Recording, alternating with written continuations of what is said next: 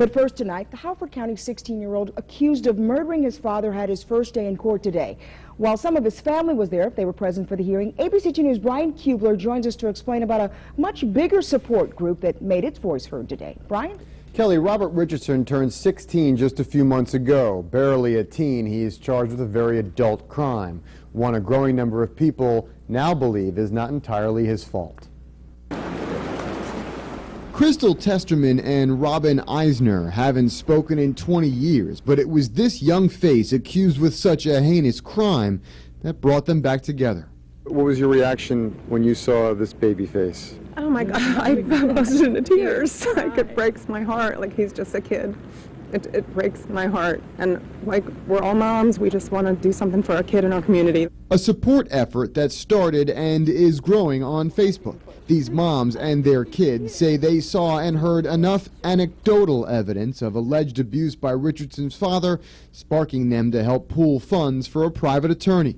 By no means condoning what police say was murder, but helping the teen leverage a better fight as to why. Just a kid that, even though he was a nice kid and everything, there had to be more than just yelling that went on in that house for him to do what he had to do. And he snapped.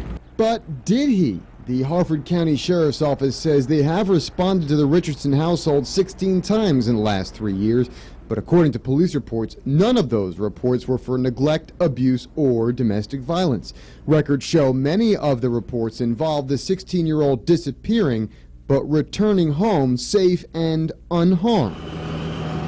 Still, abuse may very well be a defense hashed out during trial, the beginning of which happened today when the teen waived his right to a preliminary hearing on the charge of first-degree murder.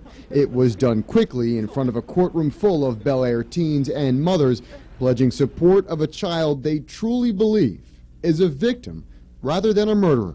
We think that he fell through the cracks. They should have yanked him from that house a long time ago if this was what was going on, to put him in a better environment so that he had a chance. Now, there were also some family members in the courtroom today, none of whom wanted to appear on camera. Richardson's sister did tell us she would, quote, fight for her brother until he is free. Brian Kubler, ABC 2 News. All right, thanks, Brian.